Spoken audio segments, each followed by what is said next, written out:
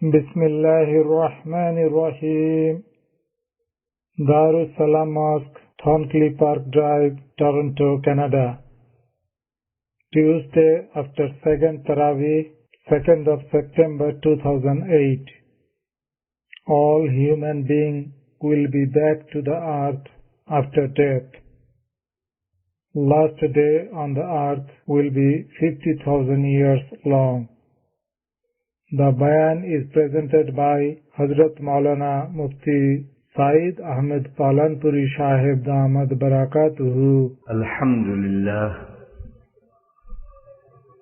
Nahmaduhu wa nasta'inuhu wa nastaghfiruhu wa nu'minu bihi wa natawakkalu alayhi. ونعوذ بالله من شرور أنفسنا ومن سيئات أعمالنا من يهده الله فلا مضل له ومن يضلله فلا هادي له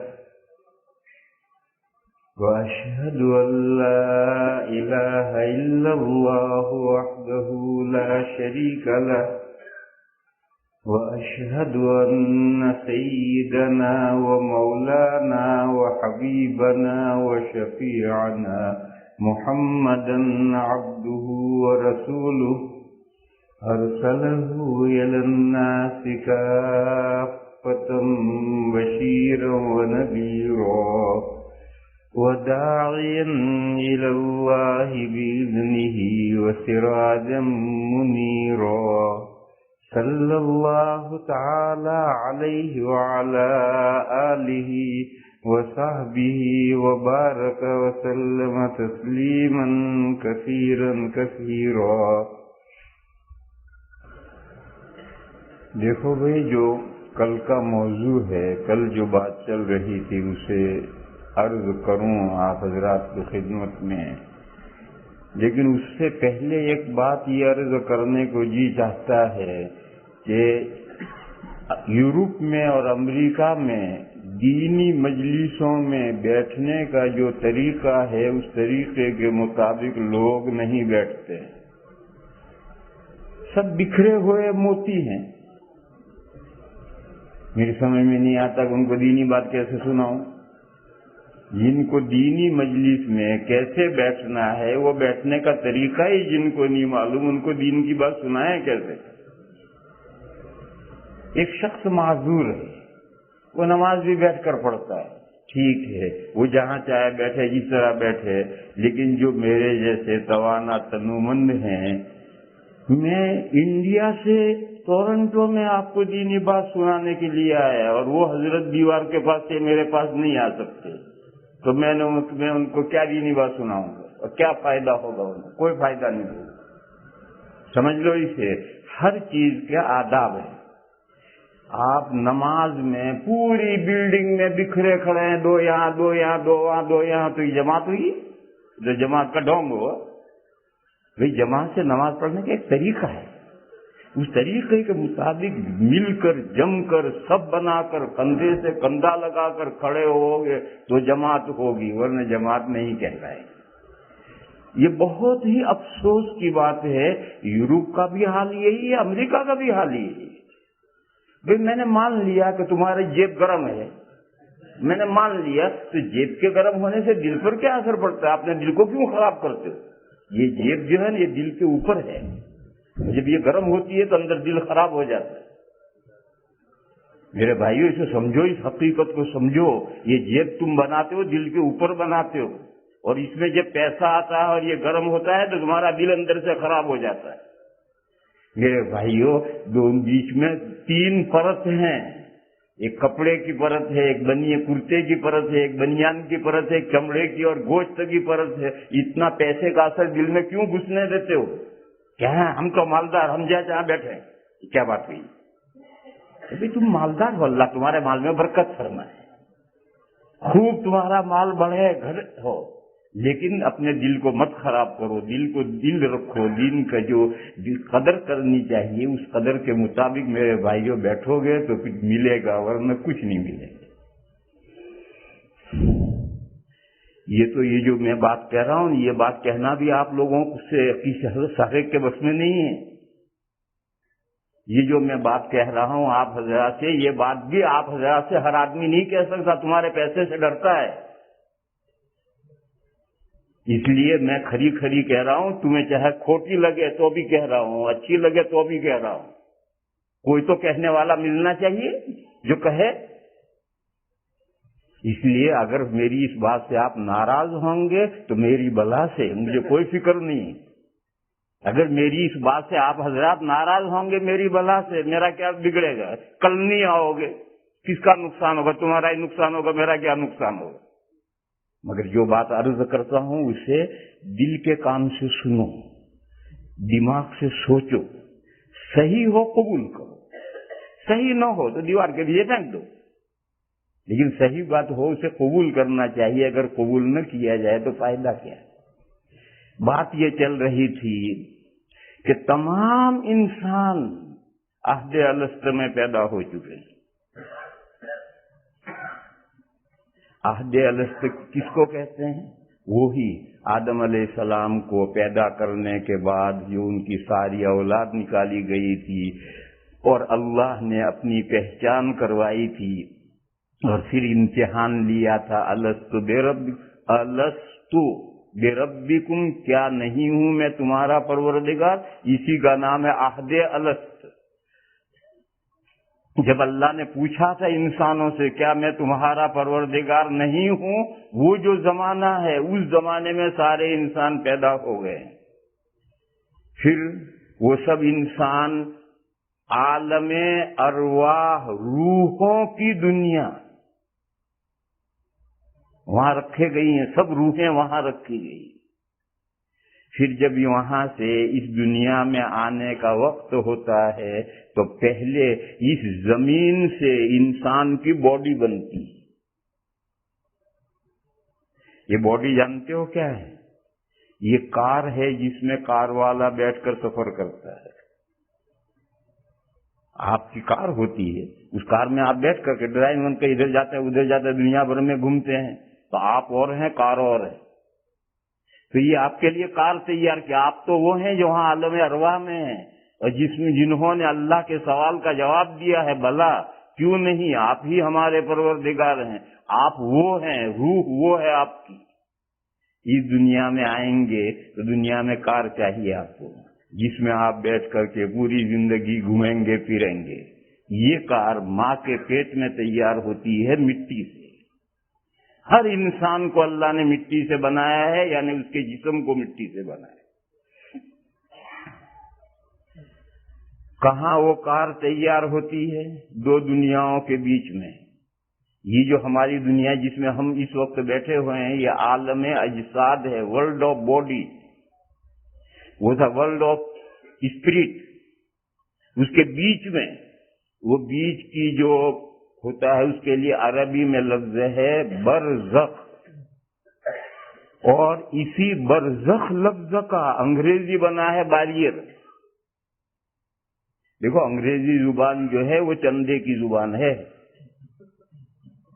انگریزی زبان اصل کوئی زبان نہیں ہے، کوئی بیسیکلی بنیادی زبان انگریزی نہیں ہے، وہ چندہ کر کے بنی.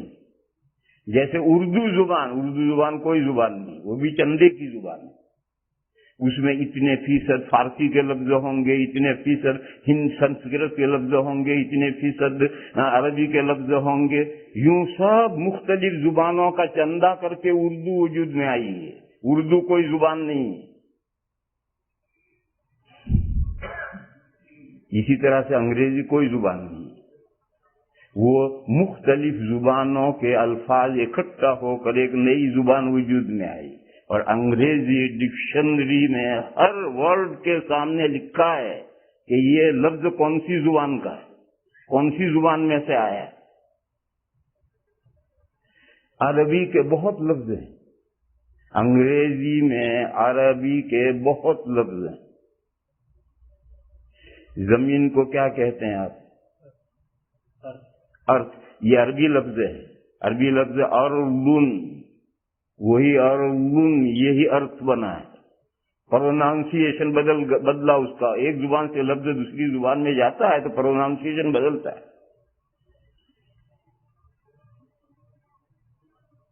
اور یہ جو جہاں آپ کے دو روڈ ملتے ہیں آپ کیا کہتے ہیں؟ مرج. یہ بھی عربی کا لفظ ہے، مرج البحرین یلتقیان، یہ عربی سے لفظ آئے ہوئے ہیں، مرج لفظ. اسی طریقے پر یہ دو روڈوں کے بیچ میں جو باریئر ہوتا ہے یہ وہ برزخ لفظ ہے عربی کا، جو انگریزی میں آیا ہے، اس کا پروناؤنسیشن بدلا ہے. دو چیزیں ہیں ان کے بیچ میں ایک آڑ ہے جو دونوں کو ملنے نہیں دیتی، وہ برزخ عربی میں کہلاتا ہے، انگریزی میں اسی کو باریئر کہتے ہیں.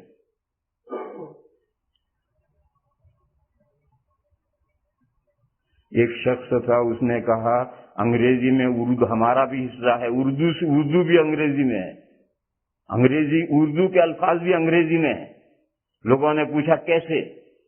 اس نے کہا چھڑی کو کیا کہتے ہیں؟ چھڑی لے کر آپ چلتے ہیں نا، اس کو کیا کہتے ہیں؟ اسٹک. کہا یہ اسے ٹیک. اچھا، یہ جو ماں کے پیٹ کی زندگی ہے یہ برزخ کی زندگی ہے، دو دنیاؤں کے بیچ کی زندگی ہے، عالم ارواح اور یہ عالم اجساد، باڈی کا عالم. یہ اقرب کون سی دنیا سے ہے؟ ماں کے پیٹ کی جو زندگی ہے وہ اقرب کس سے ہے؟ اقرب ہماری اس دنیا سے، عالم ارواح سے اقرب نہیں ہے، ادھر اقرب ہے. اس لیے ہماری اس دنیا کے تمام اثرات ماں کے پیٹ میں جو بچہ ہے اس بچے پر اثرات پڑتے ہیں. ماں حلال کھائے گی بچے پر اس کے اثرات پڑیں گے، حمل کے زمانے میں حرام کھائے گی اس کے اثرات پڑیں گے بچے پر. ماں حمل کے زمانے میں گلاب کے پھول کھائے گی بچہ گورا پیدا ہوگا. ایک تو وہ ہیں جن کی نسل ہی گوری ہے، ان کو چھوڑو، ان کی بات نہیں. ہم جو کلرڈ کہلاتے ہیں، ماں اگر حمل کے زمانے میں گلاب کے پھول اور گلقند ملا کر کھائے گی بچہ گورا پیدا ہوگا.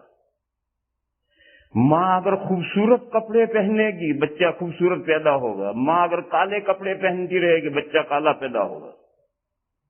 حتیٰ کہ حمل کے زمانے میں ماں جو کچھ بولے گی پڑھے گی اس کا بھی بچے پر اثر پڑتا ہے. دو عورتوں کا تجربہ کر لو، ایک عورت حاملہ ہے اور حافظ ہے یا حافظ نہیں ہے، حمل کے زمانے میں خاص طور پر جب بچے میں روح پڑ جائے اس کے بعد بچہ پیدا ہونے تک بکثرت قرآن پڑھے اور اتنا زور سے پڑھے کہ اس پڑھنے کی آواز پیٹ کا بچہ سنے. ایک دوسری عورت کو لے لو، وہ پورے حمل کے زمانے میں برائے نام قرآن پڑھے. جب یہ دو بچے بڑے ہو کر 5-6 سال کے بعد مکتب میں بیٹھیں گے اور حفظ کرنے بیٹھیں گے، یہ فٹافٹ حفظ کرے گا، یہ دیر سے کرے گا. جس کو تجربہ کرنا ہو کر کے دیکھ لو. یہ بچہ جس کی ماں نے حمل کے زمانے میں اکثر قرآن پڑھا ہے اور دل میں پڑھنے سے کام نہیں چلے گا، اتنا زور سے ماں پڑھے کہ بچہ سنے پیٹ کا، تو جب یہ حفظ کرنے کا وقت آئے گا فٹافٹ حفظ کرے گا. اور یہ دوسرا بچہ مار کھا کھا کر تھک جائے گا اور حفظ نہیں کر پائے گا، یہ پریشان ہو جائے گا. کیوں؟ یہ بچہ جب سے اس کا وجود ہو گیا، روح پڑ گئی، ماحول ارد گرد کی چیزوں کو کیچ کرتا ہے. بولنے کے قابل نہیں ہے مگر سب چیزیں اس کی تختی کے اندر آتی ہیں.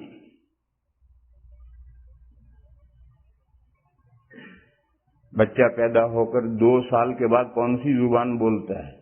وہی زبان بولتا ہے جس زبان بولنے والوں کے بیچ میں اس نے 2 سال گزارے. انگریزوں کا بچہ 2 سال کے بعد انگریزی بولنا شروع کرتا، گجراتی بولنا شروع نہیں کرتا.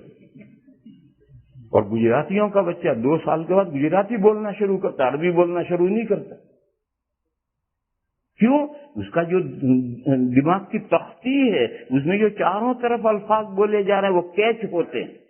اور جب ووکیبلری اتنی ہو جاتی ہے تب اللہ تعالیٰ زبان کے نیچے جو پٹھے ہیں وہ پہلے کمزور ہوتے ہیں، وہ اٹھتے ہی نہیں، زبان کھینچتے ہی نہیں ہے، تو کیا بولے؟ اب 2 سال میں وہ پٹھے کمزور جو وہ طاقتور ہوئے، اب وہ اٹھا کر کے زبان کو ادھر ادھر لگائیں گے تو وہ جو دماغ میں ورڈ بھرے ہوئے ہیں وہ الفاظ کے منہ پر آنے شروع ہوں گے. جو زبان کی تختی میں ہے ہی نہیں وہ زبان کہاں سے بولے گا؟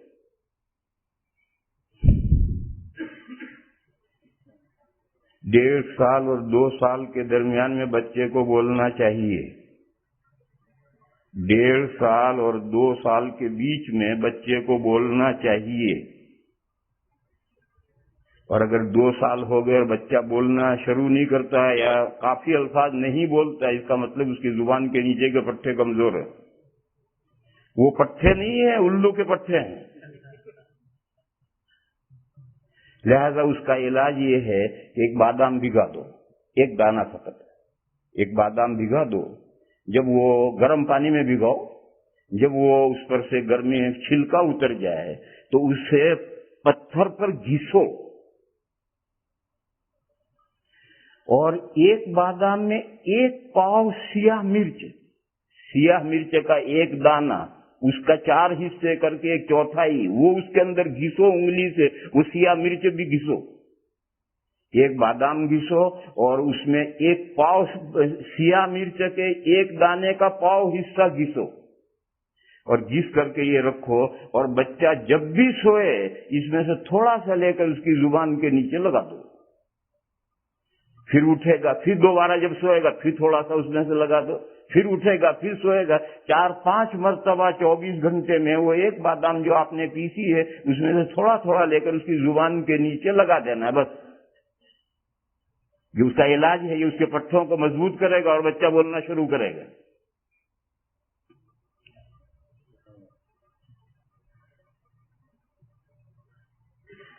تو چونکہ بچے کو اس دنیا میں آنا ہے تو پریپریشن یہاں کا ضروری ہے. تیار یہاں کے لیے کرنا ہے، بچے کو تیار یہاں کے لیے کرنا ہے. عالم ارواح سے کھسکا ہے، اب اس سے رابطہ ختم ہو گیا. وہاں سے روح جب پیٹ میں بچے میں آ گئی، عالم ارواح سے رابطہ ختم ہو گیا. اب اس کو پریپر کرنا ہے، تیار کرنا ہے اگلے ورلڈ کے لیے. لہذا یہاں کے سارے اثرات پڑتے ہیں. یہاں کی غذا، بچے کی غذا بنتی ہے. ماں جو غذا کھاتی ہے وہ خون بن کر غذا میں پہنچتی ہے. ماں جو کچھ سوچتی ہے اس کا بچے پر اثر پڑتا ہے. ماں جو کچھ کھاتی ہے اس کا بچے پر اثر پڑتا ہے. پھر 4 مہینے کے بعد میں بچہ اس دنیا میں آ گیا جب یہاں کے قابل ہو گئے.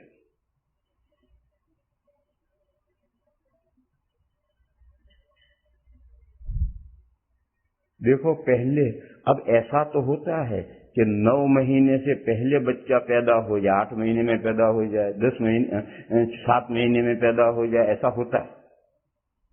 اور بچہ اگر جلدی پیدا ہو گیا تو ڈبہ ہے اس میں ہاسپٹل والے رکھتے ہیں. لیکن 9 مہینے سے زائد ماں کے پیٹ میں رہے اب نہیں رہتا، پہلے رہتا تھا. کیوں؟ پہلے وہ ہاسپٹل والے ڈبے نہیں تھے، کیا نام، انکیوبیٹر پہلے نہیں تھے. اور بچہ ضروری نہیں ہے کہ 9 سال کے اندر 9 مہینے میں اس قابل ہو جائے کہ دنیا کی آب و ہوا برداشت کر سکے، یہ کوئی ضروری نہیں ہے. تو پہلے اللہ اپنی قدرت سے بچے کو ماں کے پیٹ میں رکھتے تھے. کہتے ہیں کہ امام مالک علیہ الرحمہ 4 سال ماں کے پیٹ میں رہے. حضرت امام مالک علیہ الرحمہ کے حالات میں لکھا ہے کہ 4 سال ماں کے پیٹ میں رہے. اور 2 سال تک ماں کے پیٹ میں رہنے کا تو عام مسئلہ ہے کہ مدت حمل زیادہ سے زیادہ 2 سال ہے. بچہ 2 سال پیٹ میں رہتا ہے. کب رہتا ہے؟ 9 مہینے پورے ہو گئے، بچہ ابھی دنیا کی آب و ہوا برداشت کرنے کے قابل نہیں ہے تو اللہ تعالیٰ حمل کی مدت بڑھا دیتے ہیں. 10 مہینے میں پیدا ہوگا، 11 مہینے میں پیدا ہوگا، 15 مہینے میں پیدا ہوگا، 20 مہینے میں پیدا ہوگا. اور اب لوگوں نے جب انتظام نکال لیے، ڈبے بنا لیے، اللہ میں نے کہا سنبھالو تم. 9 مہینے کے بعد سونپ دیا کہ تو سنبھالو، رکھو اپنے ڈبے میں. اور جب تک انسانوں کے پاس ڈبے نہیں تھے اللہ نے ڈبے میں رکھتے تھے.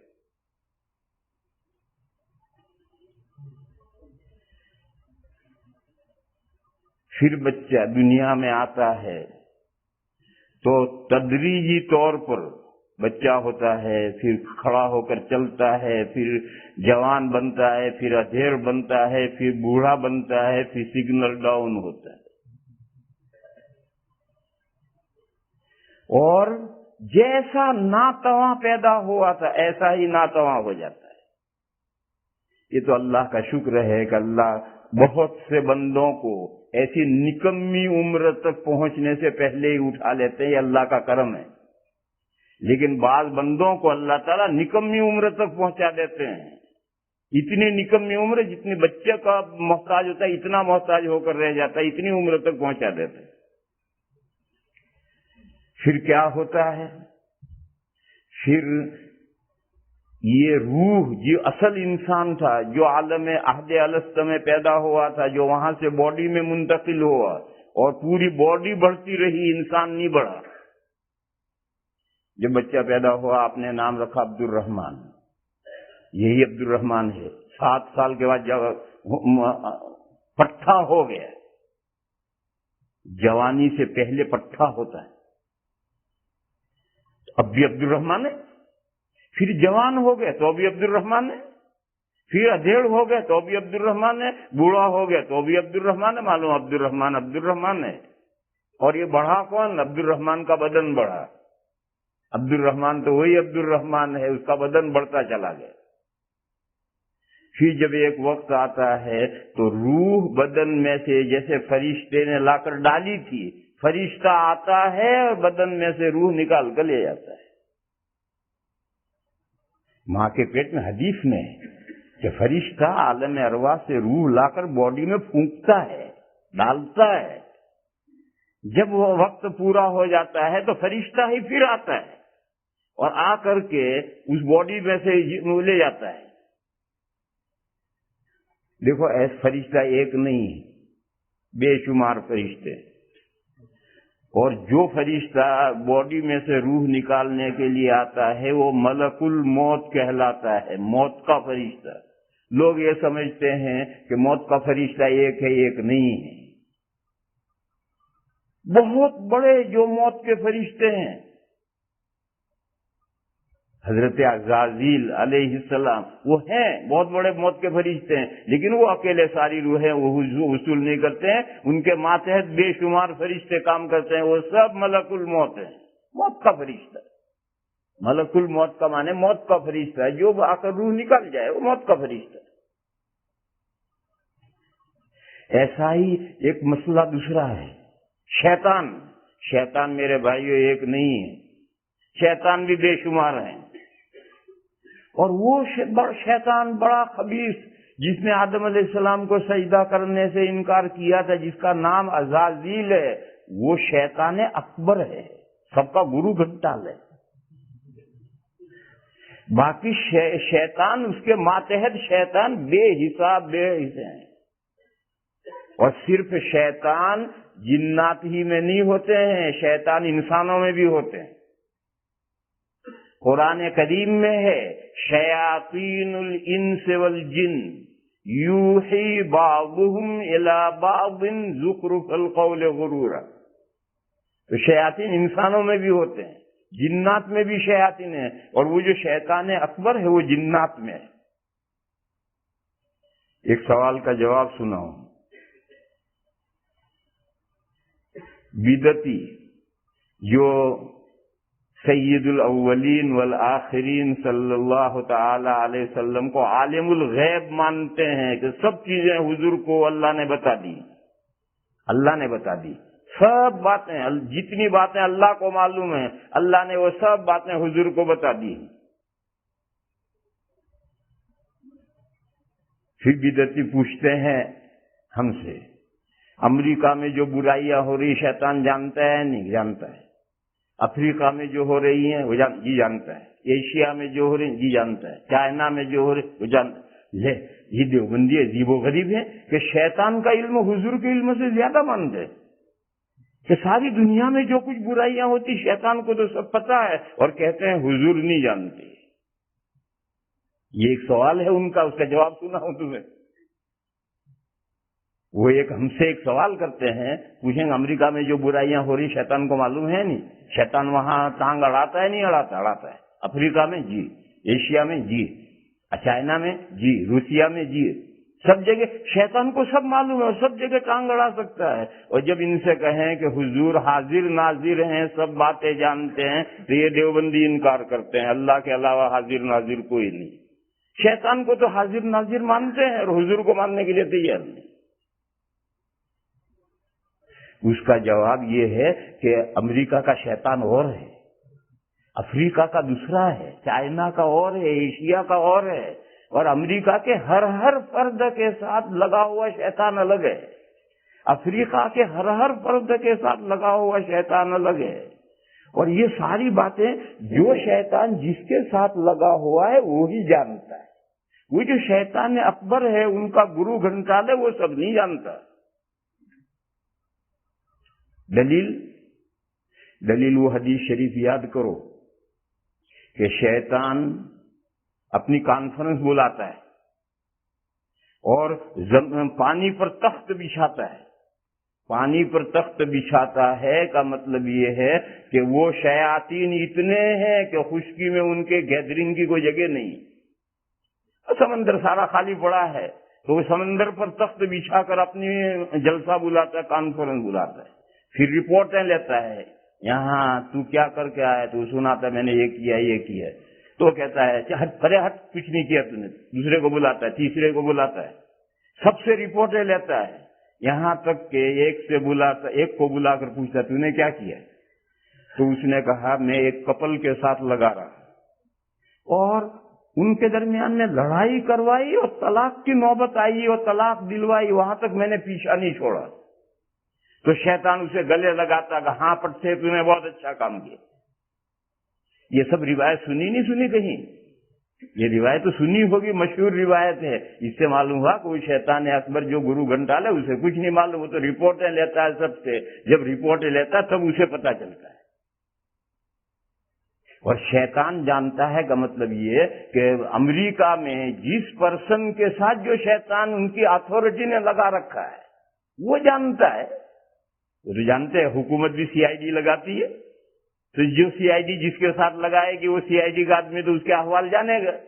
ایسے شیاطین کی اتھارٹی نے بھی ہر شخص کے ساتھ، اور ایک شیطان نہیں لگایا، ہر شخص کے ساتھ کئی شیطان لگا رکھے ہیں. حدیث شریف میں ہے ان للوضوء شیطان یقال له ولہان. ان کی اتھارٹی نے ہر مومن کی طہارت میں گڑبڑ کروانے کے لیے ایک شیطان مقرر کیا ہے. صرف یہی کام اس کا ہے کہ وضو کرے اس میں شک پیدا کرو، غسل کرے اس میں شک پیدا کرو، طہارت میں شک پیدا کرو. اور اس کا نام ہے ولہان، سرگشتگی. گجراتی میں کہتے گھن چکر، اس کا نام ہی ہے گھن چکر.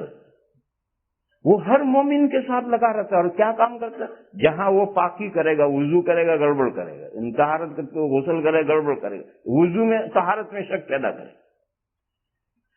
تو ایک آدمی کے ساتھ کئی شیطان لگا رکھے ہیں. تو یہ جو شیطان لگا رہے یہ شیطان جانتا ہے. اور لوگ ایسا سمجھتے ہیں کہ وہ شیطان اکبر جو ان کا گرو گھنٹال ہے وہ ساری دنیا کے ہر انسان کے احوال جانتا ہے. یہ غلط ہے. اگر وہ احوال جانتا ہوتا تو اسے کانفرنس کر کے رپورٹیں لینے کی ضرورت کیا تھی؟ لہذا وہ جو سوال ہے بدعتیوں کا، بریلویوں کا، وہ سوال غلط ہے. شیطان ہر سب کچھ جانتا ہے. اس کا یہ مطلب نہیں کہ وہ بڑا شیطان اکبر سب کچھ جانتا ہے. اس کو تو رپورٹیں لینی پڑتی ہے تب اسے پتا چلتا ہے. بہرحال نام انسان اس روح کا ہے. پھر جب وقت آتا ہے تو وہی فرشتہ، موت کا فرشتہ. موت کا فرشتہ کا مطلب سمجھا کہ وہ جو سب سے بڑے فرشتے ہیں وہ ہر ایک کی موت روح وصول کرنے نہیں آتے. وہ تو اپنے بڑے ہیں، ان کی ایک اتھارٹی ہے، اس کے ماتھے بے شمار فرشتے کام کر رہے ہیں اور وہ آ کر روحیں وصول کرتے ہیں. اس کے پاس جو فرشتہ آیا وہ اس کا ملک الموت ہے، اس کے پاس جو آیا وہ اس کا ملک الموت ہے. بھینس کے پاس آیا اس کا ملک الموت ہے، چوہے کے پاس آیا اس کا ملک الموت ہے. ہر ایک کا موت کا فرشتہ الگ ہے.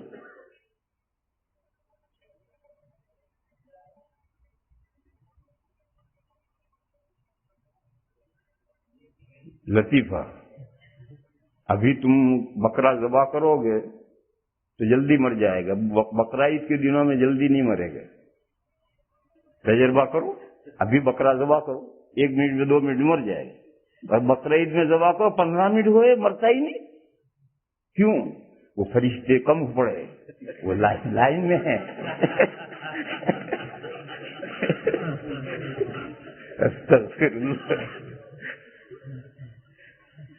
کئی ادھر ادھر نمٹ کر آئیں گے تبھی تو وہ حصول کریں گے. سبحان.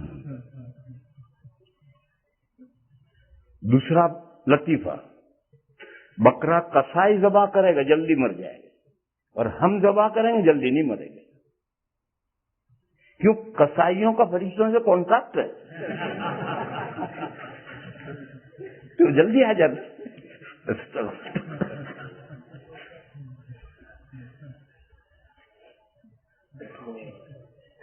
تو وہ فرشتہ جو روح ڈال گیا تھا، ایسا ہی وہی فرشتہ ہو یا کوئی دوسرا فرشتہ ہے، وہ آتا ہے اور بدن میں سے روح نکال کر لے گیا. اور ابھی جو پڑا رہ گیا یہ کیا ہے؟ یہ ہے لاش. عربی میں لفظ ہے، عربی میں جو عربی جانتے ہیں وہ سمجھ سکتے ہیں کہ یہ پورا ورڈ ہے لا شیء، نتھنگ. یہ جو چارپائی پر پڑا ہے یہ نتھنگ ہے، لا شیء، لاش ہے.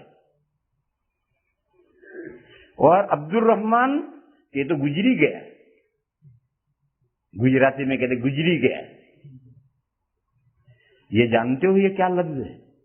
یہ فارسی لفظ ہے گزر، اور گیا اس کا ترجمہ ہے. گزشتن، گزرنا، اس سے گزر، یہ فارسی میں ہے ماضی، اور اس کا یہ ترجمہ ہے گزر گیا. اور اصل ورڈ اور ترجمہ ملا کر کے استعمال اردو میں کرتے ہیں. اردو میں کیا کہتے ہیں؟ مر گیا. مر گیا یہ عربی کا لفظ ہے مرہ، اور گیا اس کا ترجمہ ہے. اور دونوں کو ملا کر استعمال کرتے ہیں، جیسے گزر گیا یہ دونوں لفظ اور اس کا ترجمہ ہے، ایسے مر گیا، مرہ اور گیا. اور اردو انگریزی میں کیا کہتے ہیں؟ پاس اوے. پاس اوے کہ میں نے آگے بڑھ گیا، کہیں گیا. تو یہ جو رہا وہ کیا ہے؟ یہ ہے کچھ نہیں، لا شیء، وہ تو پاس اوے. رات کو آدمی کا انتقال ہوتا ہے، ابھی ڈیڈ باڈی چارپائی پر پڑی ہے، کسی کا فون آتا ہے یا دروازے پر کوئی دروازہ کھٹکھٹاتا تھا، فلاں صاحب، تو اندر سے ایک نوجوان منہ لٹکائے نکلتا ہے، کہتا ہے وہ تو رات کو گزر گئے. حالانکہ ابھی لاش گھر میں پڑی ہے، مگر لوگ کہتے ہیں وہ تو گزر گئے. معلوم ہے فلاں صاحب جن کا نام تھا وہ تو گزر گئے، اور یہ تو ان کی کار ہے جو رہ گئی. یہ کار کہاں سے بنی تھی؟ مٹی سے. چنانچہ ہم جا کر یہ مٹی کے حوالے کرتے ہیں، یہ کہہ کر منہا خلقناکم، مٹی سے ہم نے تمہیں پیدا کیا تھا، یعنی تمہاری باڈی کو مٹی سے پیدا کیا تھا. وفیہا نعیدکم، اور اسی مٹی میں ہم تمہیں ریٹرن کر رہے ہیں. کس کو ریٹرن کر رہے ہیں؟ اس باڈی کو. فلاں صاحب عبد الرحمان تو گئے، لیکن یہ جو مٹی میں ریٹرن کر دیا ہے یہ ہمیشہ کے لیے نہیں کیا ہے. وَمِنْهَا نُخْرِجُكُمْ تَارَةً أُخْرَى، پھر ہم تمہیں اسی مٹی میں سے ایک مرتبہ اور نکالیں گے. یہ جو ڈیڈ باڈی مٹی کے حوالے کی گئی ہے، یہ مٹی میں سے پھر ایک مرتبہ اور یہ ڈیڈ باڈی نکالی جائے گی، اور ڈیڈ باڈی نکال کر کے وہ زندہ جسم ہو جائے گا. اور روح کہاں گئی؟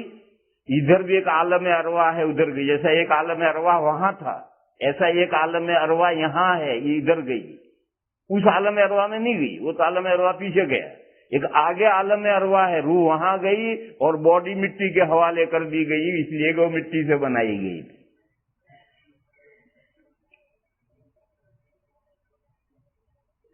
یہ ایک دوسرا باریئر آیا، برزخ آیا. یہی برزخ ہے، یہی عالم قبر ہے، یہی قبر ہے.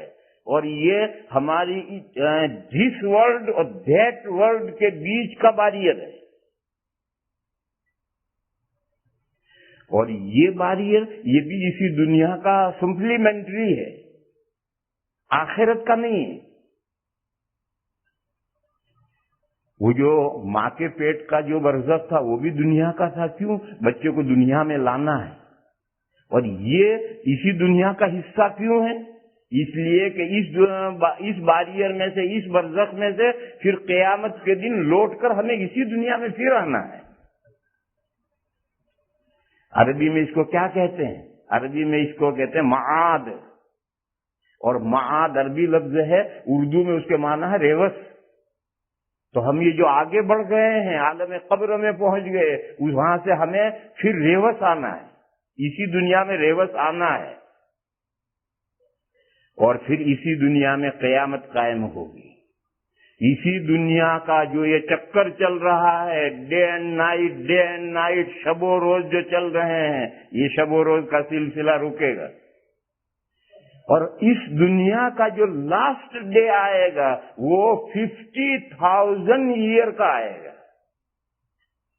وہ ایک دن ہوگا، اس میں ڈے اینڈ نائٹ کچھ نہیں، یہ چکر ڈے اینڈ نائٹ کا رک جائے گا، اور وہ جو سورج یوں ڈوبتا تھا وہ واپس لوٹے گا، مغرب سے سورج نکلے گا، اور یہ ڈے اینڈ نائٹ کا چکر رک جائے گا، اور آخر الیوم الآخر، اس دنیا کا لاسٹ ڈے شروع ہوگا، اور وہ کتنا لمبا ہے؟ آج کے اعتبار سے وہ 50,000 ایئر کا ہے، یہ بھی قرآن میں ہے۔ تعرج الملائکۃ والروح الیہ فی یوم کان مقدارہ 50,000 سنہ فاصبر صبرا جمیلا انہم یرونہ بعیدا ونراہ قریبا۔ فرمایا کہ یہ سارا نظام اللہ کی طرف چڑھ جائے گا، ایک ایسا دن جو 50,000 ایئر کا ہے، جب وہ دن آئے گا تو یہ دنیا کا سارا نظام اللہ کی طرف چڑھ جائے گا، فرشتے بھی سب چڑھ جائیں گے، اور ساری روحیں بھی چڑھ جائیں گی۔ لوگ کہتے ہیں ابھی تو بہت دن باقی ہیں اس لاسٹ ڈے کے آنے میں، اللہ فرماتے ہیں لوگ اسے دور سمجھ رہے ہیں، ہم اسے قریب دیکھ رہے ہیں، اس کے آنے میں دیر نہیں، بس آیا ہی چاہتا ہے۔ تو یہ جو الیوم الآخر ہے، اس دنیا کا لاسٹ ڈے ہے، یہی یوم القیامہ ہے، مقررہ ٹائم ہے، اس دنیا کے فنش ہونے کے لیے، ختم ہونے کے لیے مقررہ ٹائم ہے۔ پھر اس دنیا کی تمام چیزیں آخرت میں منتقل ہو جائیں گی، اور وہ ورلڈ ہمیشہ چلے گا۔ تو چونکہ سب کو اس زمین میں، اسی دنیا میں ریوس آنا ہے، واپس آنا ہے، اس لیے یہ جو عالم قبر ہے، یہ جو برزخ ہے، یہ ہماری اسی دنیا کا ضمیمہ ہے۔ لیکن اس دنیا میں پہنچ کر آخرت سے اتنا قریب ہو جاتا ہے کہ حدیث شریف میں ہے کہ ایک مہین پردہ، مہین مانے بہت باریک، ایک مہین پردہ اس دنیا اور آخرت کے بیچ میں رہ جاتا ہے، اور آخرت کے احکام وہاں جھلکنے لگتے ہیں۔ حدیث میں اس کو یوں سمجھایا کہ قبر میں جب سوال جواب ہو جاتے ہیں اور اچھا بندہ ہوتا ہے تو جنت کی طرف کھڑکی کھول دی جاتی ہے، وہاں سے میٹھی میٹھی بھینی بھینی ہوائیں آنی شروع ہوتی، اور اگر برا بندہ ہوتا ہے تو جہنم کی طرف کھڑکی کھولی جاتی ہے، اور ادھر سے شرارے آنے ہو لگتے ہیں۔ شرارہ جو چولہے میں سے انگیٹھی پھٹ دے کر اڑتا ہے، وہ شرارہ آتا ہے، اور قرآن میں ہے کہ ایک ایک شرارہ اونٹ جتنا بڑا بڑا ہوگا۔ یہ وہاں کے احکام جھلک رہے ہیں۔ ابھی جنت اور جہنم میں کوئی نہیں گیا، یہ سب وہاں کے احکام جھلک رہے ہیں۔ پھر قیامت کے دن اسی دنیا میں لوٹنا ہے، اور لوٹ کر کے حساب کتاب ہو کر پھر دو دنیاؤں کے بیچ میں ایک برج ہے، پل صراط۔ یہ صراط عربی لفظ ہے، پل اس کا ترجمہ ہے، اور دونوں ملا کر کے ایک ورڈ بنایا گیا ہے۔ ایسا اردو میں بہت بنتا ہے کہ فارسی سے یا عربی سے ایک لفظ لیتے ہیں، اس کا ترجمہ کرتے ہیں، پھر اصل اور ترجمہ دونوں ملا کر ایک لفظ بنا کر اردو میں استعمال کرتے ہیں۔ تو پل صراط رکھا جائے گا دو ورلڈ کے بیچ میں، اور یہاں سے پھر سارے اس پل پر سے گزر کر اگلی دنیا میں جائیں گے، جہنمی جہنم میں جائیں گے، جنتی جنت میں جائیں گے۔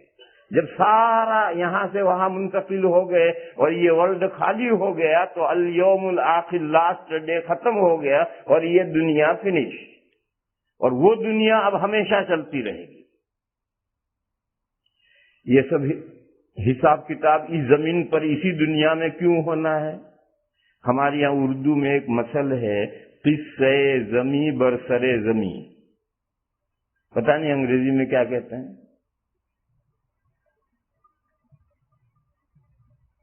جہاں کا معاملہ ایک کھیت کا جھگڑا ہے اور پنچ کو بلایا ہے کہ بھائی ذرا ہمارے دو بھائیوں میں جھگڑا ہے، ذرا فیصلہ کر دو کھیت کا. وہ پنچ دو سب بھائیوں کو لے کر کھیت میں جائیں گے اور وہیں کھڑے ہو کر فیصلہ کریں گے، دیکھ بھائی یوں لکیر اتنا تیرا اتنا تیرا اتنا تیرا. گھر بیٹھ کر کے کھیت کا جھگڑا نہیں نمٹائیں گے. قصے زمیں برسرے زمیں، زمین کا قصہ زمین ہی پر طے ہوتا ہے.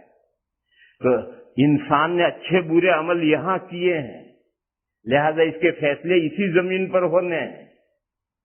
یہ کہتا ہے میں نے بہت نمازیں پڑھی ہیں، جھوٹ بولتا ہے، جھوٹ بولتا ہے. بتا بھائی کون سی زمین سے پوچھیں گے، زمین تو کوئی جواب ہی نہیں دے رہی. یہ کہ مطلب تو جھوٹا ہے، اگر تو نے نمازیں زمین پر پڑھی ہوتی تو زمین تیرے لیے گواہی دیتی. حدیثوں میں یہ مضمون ہے کہ جہاں آدمی نے نمازیں پڑھی وہ زمین کل قیامت کو گواہی دے گی. اسی لیے کہتے ہیں کہ جماعت ختم ہونے کے بعد میں جہاں فرض پڑے ہیں وہیں نفل مت پڑھو، جگہ بدلو. کیوں؟ گواہ بہت سارے بنے، فرض یہاں پڑے سنتیں وہاں پڑی، یہ بھی گواہی دے گی وہ بھی گواہی دے گی. پھر ہمارا طالب علم کہتا ہے کہ پھر تو نفلوں میں بھی 2 رکعت وہاں پڑھو، 2 یہاں پڑھو، 2 یہاں پڑھو، 2 یہاں پڑھو، پوری مسجد میں گھومتے رہو، 2 رکعتیں پڑھتے رہو. اس کا جواب یہ ہے کہ یہی ایک حکمت نہیں ہے، ایک دوسری بھی حکمت ہے.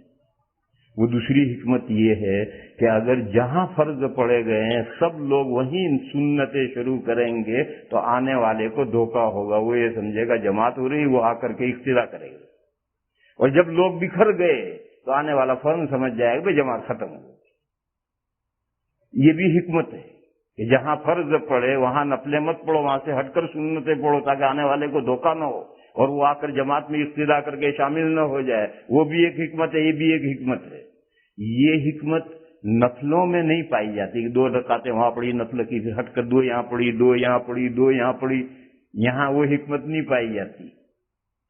اس لیے اگر الگ الگ جگہ اتفاقاً الگ الگ جگہ پر نفلیں پڑھو تو ہر جگہ گواہی دے گی. باقی ایسا کرنا ضروری نہیں ہے. کیوں؟ اس میں کون سا کسی آنے والے کو کیا دھوکہ ہونے والا ہے. تو فرضوں میں یہ مسئلہ اس لیے تاکہ آنے والے کو دھوکہ نہ ہو. اور خاص طور پر امام کو تو اپنی جگہ سے ہٹ ہی جانا چاہیے تاکہ آنے والے کو کوئی دھوکہ ہی نہ ہو.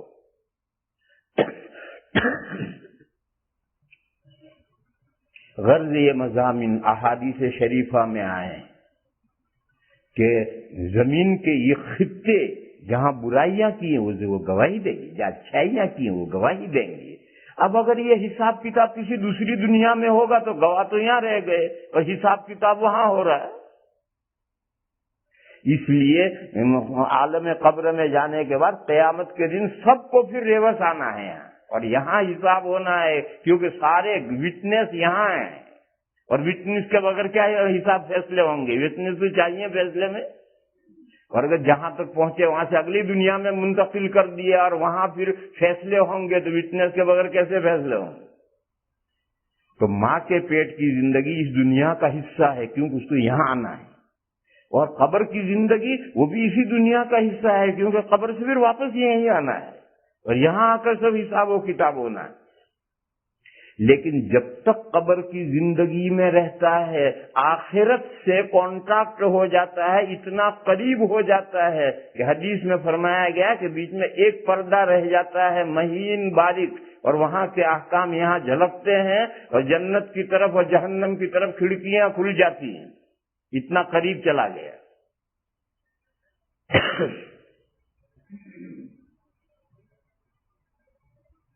یہ جو جنت کی جو وہاں آخرت کے احکام جھلکتے ہیں میرے بھائیوں، یہی قبر کا عذاب اور قبر کی راحت ہے. قبر میں صرف عذاب ہی عذاب نہیں ہوتا، برے کو عذاب ہوتا ہے، لیکن جو اللہ کے نیک بندے ہیں ان کو عذاب کیوں ہونے لگا؟ ان کو راحتیں پہنچتی ہیں قبر میں. جب لوگوں سے کہیں قبر کا عذاب، تو بہت سے جو ضرورت سے زیادہ پڑھے لکھے ہیں ان کی سمجھ میں نہیں آتا. جب مر گئے ڈیڈ باڈی ہو گئی، کائے کا عذاب؟ ارے ڈیڈ باڈی تو عبد الرحمان ہے ہی نہیں، ڈیڈ باڈی تو عبد الرحمان ہے ہی نہیں. عبد الرحمان جس کا نام تھا وہ حقیقت تو لم یتغیر ہے، انچینجبل ہے. وہ تو جب سے پیدا ہوا وہاں سے ماں کے پیٹ میں باڈی میں آیا، وہاں سے نکل کر عالم ارواح میں گیا، وہ تو بے حال ہی ہے. جس حقیقت کا نام عبد الرحمان ہے اس میں کوئی تبدیلی نہیں آئی. تو کچھ لوگوں کو سمجھ میں نہیں آتا، لیکن انہیں اگر یہ کہا جائے کہ قبر میں راحتیں بھی ملتی ہیں، لڈو بھی ملتے ہیں، تو وہ کہتا ہاں ہاں سمجھ میں آ گیا. اب اس کی سمجھ میں آ جاتا ہے. تو اس لیے میرے بھائیوں یہ مسئلہ بھی سمجھنے کا ہے. اور بعد میں قرآن میں دکھاؤ کہاں ہے عذاب قبر کا ذکر. کل ان کو ہم قرآن میں بھی دکھا دیں گے کہ قرآن میں بھی عذاب قبر کا ذکر ہے. اور قبر میں صرف عذاب نہیں ہوتا، قبر میں اللہ کے نیک بندوں کو راحتیں بھی ملتی ہیں. اور حدیث بے شمار حدیثوں میں اس کے تذکرے آتے ہیں کہ اللہ کے نیک بندوں کو قبر میں کس کس طریقے سے ان کا اعزاز ہوتا ہے، رسپیکٹ ہوتا ہے. یہ سب مضامین بھی حدیث میں آئے ہیں. یہ جو عذاب قبر ہے یا قبر کی راحت ہے، اس کی حقیقت کیا ہے؟ اس کی حقیقت یہ ہے کہ قبر میں اتنا آخرت سے اتنا قریب پہنچ گیا کہ وہاں کے احکام جھلکنے لگے، جنت کے احکام جھلکنے لگے، یہ قبر کی راحتیں ہیں. جہنم کے عذاب جھلکنے لگا، یہ قبر کا عذاب ہے. اور اسی حال میں ادھر سے دنیا خالی ہوتی ہوتی آ رہی ہے، ادھر بھر رہی ہے. ایک وقت آئے گا کہ عالم ارواح ایمٹی، جتنے وہاں تھی روحیں وہ سب اس دنیا میں آ گئی. پھر اس دنیا میں سے ایک بارگی سب ختم ہوں گے، سور پھونکا جائے گا، اور سور پھونکے جانے سے ایک بارگی سب ختم ہو جائیں گے اور سب عالم ارواح میں چلے جائیں گے، عالم قبر میں چلے جائیں گے. پھر 40 سال کے بعد میں دوبارہ سور پھونکا جائے گا، اور اس زمین پر اللہ تعالیٰ ایک بارش برسائیں گے. اور اس مٹی میں ہمارے جسم کے جو اجزاء اسی مٹی میں ہے، اللہ کا حکم ہوگا کہ ہر جسم کے اجزاء اکٹھا ہو کر کے اور پھر ہماری باڈیاں زمین سے اگیں گی. اور جیسے برسات ہوتی ہے اور گھاس زمین میں سے نکلتی ہے، اس طرح سے باڈیاں سب اگیں گی. اور تمام باڈیاں جب تیار ہو جائیں گی تو پھر دوبارہ سور پھونکا جائے گا. اور پہلے سور پھونکنے میں اور دوسرے سور پھونکنے کے درمیان میں 40 سال کی مدت گزرے گی. پہلی سور پھونکتے ہی سب ختم، روحیں چلی گئی عالم قبر میں، یہاں باڈیاں مٹی میں ختم. پھر اس کے بعد بارش برسے گی، باڈیاں اگیں گی، سب تیار ہوں گی. جب دوسری مرتبہ 40 سال کے بعد سور پھونکے گی تو وہ جو تمام روحیں اگلے عالم قبر میں اکٹھا ہوئی ہیں وہ پھر وہاں سے واپس ہوں گی، ریٹرن آئیں گی، اور ہر روح اپنی باڈی میں آ کر گھس جائے گی. اور وہ روح جب باڈی میں آ گئی تو باڈی زندہ ہو گئی. یہی نشأت ثانیہ ہے، یہی مرنے کے بعد کی دوبارہ زندگی. لہذا بات یہاں تک لے جا کر چھوڑ دیتے ہیں. کل یہ سمجھیں گے کہ قبر میں جو عذاب ہے اور راحت ہے، صرف عذاب مت کہو. قبر میں عذاب ہے بروں کے لیے اور راحتیں ہیں اچھوں کے لیے. یہ جو حقیقت ہے یہ قرآن کریم کے اندر ہے اور عقل کے مطابق ہے، اور اس کو کل سمجھائیں گے. وآخر دعوانا ان الحمدللہ.